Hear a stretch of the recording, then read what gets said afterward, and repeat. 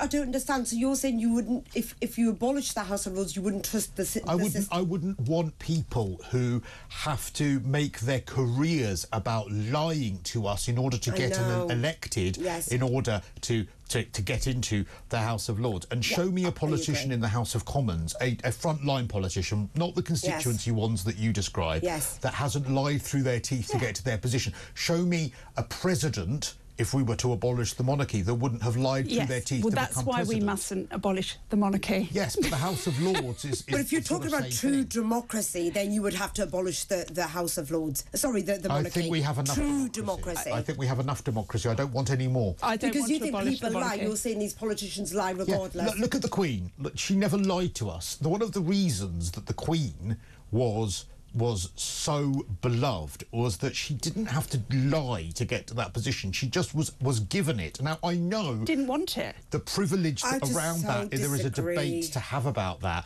But she didn't lie, but she didn't also tell the truth either. So she was really nowhere here or there, really. What didn't she tell the truth about? She didn't tell that we certainly can't get into it in this show, but she didn't tell the truth about, the monarchy's involvement in slavery links and in colonisation. When did she lie about that? Well, she didn't tell the truth either. Well, what do you expect her to do? That she can't have... Well, I don't respect that kind of person. You can't have opinions about things like that. Well, actually, I think King Charles is going to do a lot more than his mum actually ever did. And I think that he might end up hoisting himself with his own petard by doing that. Maybe, but then he'll also gain respect as well from the younger generation, who, by the way, have no respect for the monarchy. No, because all you're doing is opening up the floodgates to be able to say, actually, that you are not either legitimate or that you have profited from this stuff. If I was King Charles and advising him, I would be saying, leave that. Oh, I would never say that. Everyone knows what's going on, and actually show people that you do not have a racist bone in your body by reminding people, by reminding people of what you have done more than probably anyone else in this country to help underprivileged people who are black or from minority ethnic backgrounds from the Prince's Trust. Stop it, Cristo. Honest to God. Listen, he's in a position where how many people he hasn't helped as well. And he sits there on his throne. He has not acknowledged slavery links. I think he's trying, but he's not allowed to, because obviously it opens the floodgates, as you say. Well, but the younger generation do not respect the monarchy, and the reason being, I don't think the stats actually back you up on that. That's completely, the stats do back me up on that. I don't think they do. The stats How young? do. 10? No. We're talking.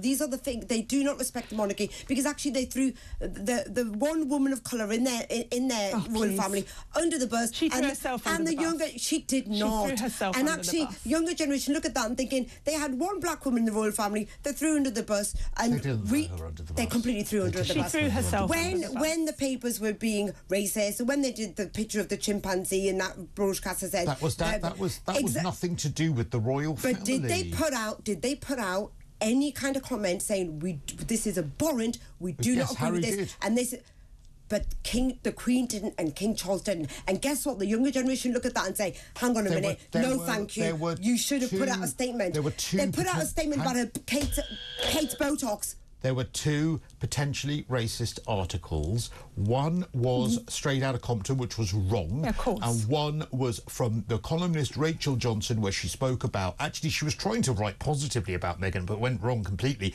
about the exotic bloodline that she comes from, which some people perceived as being racist. So those were the only two examples. And the chimpanzee and lots of other... That's nothing to do with the royals. But they should have put out a statement. They failed. The royal family failed to back up the one woman of colour, and they failed to address racism. That is a failure. And the younger generation look at that and say, no, thank you. That's not the royal family's job to try to abolish racism. Well, actually, King Charles sits there and always puts out statements for Camilla. Narinder, we can't change history, OK? It happened. But you acknowledge it. Hang on, OK. But today, as we sit here at this desk, there are 1.5 million children being sold into slavery, much of it sex, much of it in America.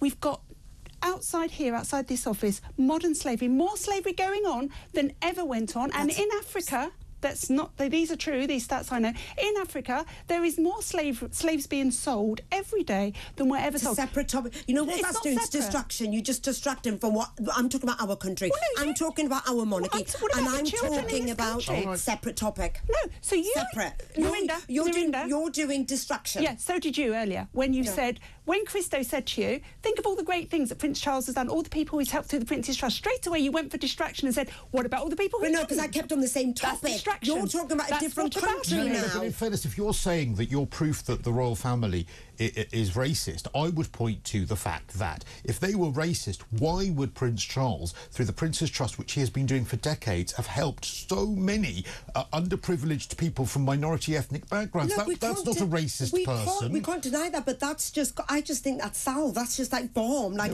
actually just putting a plaster on top of damage. I'm not saying they're responsible for all the racism, but if Prince Harry, his own son... No, okay, that's okay and that's good, but if his own son has said somebody was concerned about the skin colour, concerned, not curious. Well, no, he didn't say that, Harry, actually. Harry corrected her on that, so he did not say that. He knew that throwing that bomb in there, saying that actually there was somebody in the royal family, 2 members who are racist, he knew to backtrack. He said it was unconscious bias. Do you think anyone in my family ever ever mentioned or talked to me about whether my son... Just because it wasn't yours. Would my son have blue eyes? Would he have brown skin? Are you saying Harry and Meghan are lying, that they experienced racism? No, I'm saying... Are they lying?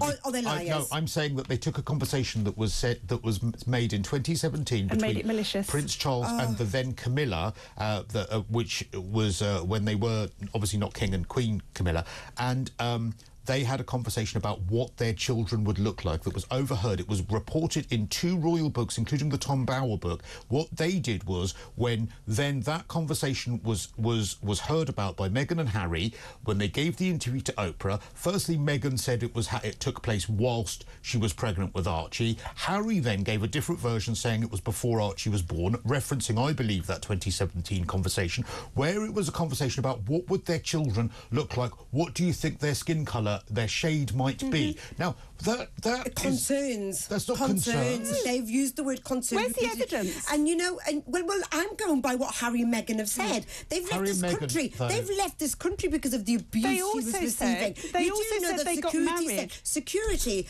royal family security have said, they've come forward to say that Meghan was receiving death threats on the basis of the colour of her skin. That's not the royals' fault. They never addressed them. They didn't protect them. They did not protect Meghan. They didn't protect Diana. Hang on. Never explain. They had. That's foolish, Renee. That's actually foolish to say. Never explain. Never. Hang on. Harry and Meghan chose to leave the royal family knowing that they would lose their protection, number one. And secondly, if you are going to take the words of Harry and Meghan, fine, but then what you have to realise is that they have been inconsistent in a lot of the things that they have said. And if you are going to make accusations, you have to have consistency. You can't have 2 different versions of the story. In family arguments, and I come from a family, we argue a lot, as you can imagine. There's always some, well, actually that was this, and he said it was grey, and he said it was purple, and she said you going to have some inconsistency. Nothing is so black and white.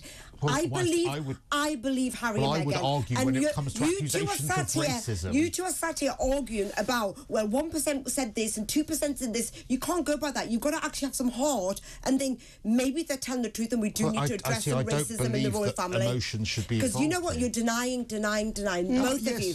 I'm denying it when which their we are story is entitled to do. inconsistent. You can, but I'm saying okay, all right, we've got to get to a break.